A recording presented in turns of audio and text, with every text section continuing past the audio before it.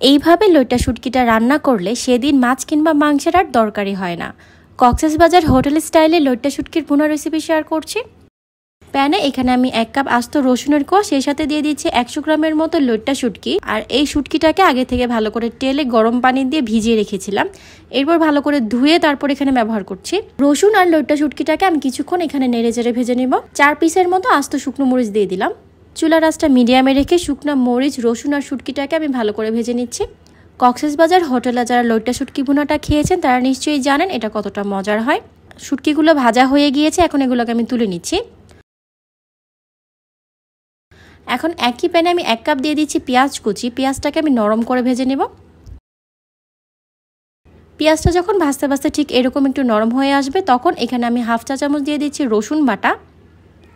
স্বাদ মতো লবণ দিয়ে দিব। পেঁয়াজের সাথে রসুনটাকে একটু ভেজে নেব।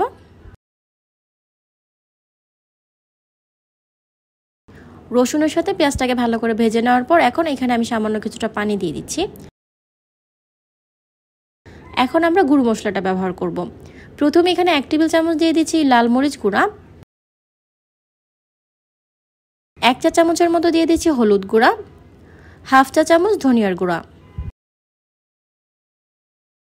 ভালো করে সবকিছুকে মিশিয়ে নিয়ে মশলাটাকে একটু টাইম নিয়ে আস্তে আস্তে কষিয়ে নিতে হবে।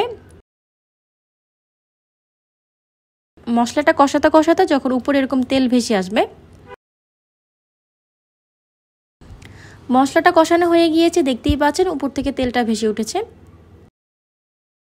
হালকা করে একটু নেড়ে দিয়ে এখানে ভাজা রসুন আর শুটকিটাকে দিয়ে দিচ্ছি।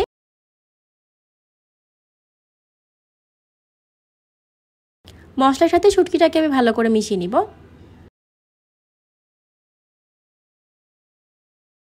শুটকিটাকে ভালো করে কষিয়ে নেওয়ার জন্য সামান্য একটু পানি দিয়ে ঢাকনা দিয়ে ঢেকে দিব।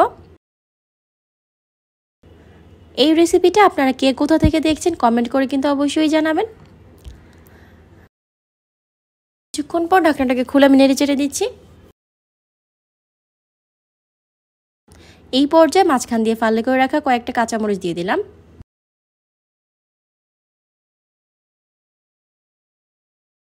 এখন এই শুটকি ভুনাটাকে চুলার আঁচটা মিডিয়ামে রেখে এইভাবে ভাজা ভাজা করে নিব। আর এই পর্যায়ে শুটকিগুলোকে দেখতেই পাচ্ছেন আলতো হাতে এরকম একটু থেতো করে নিচ্ছে, এতে করে এটা খেতে কিন্তু অনেক বেশি মজার হবে।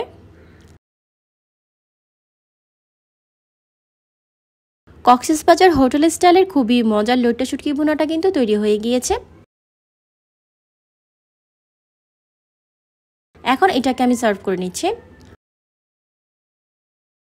গরম ভাত দিয়ে এটা খেতে কিন্তু অসম্ভব মজার হয়।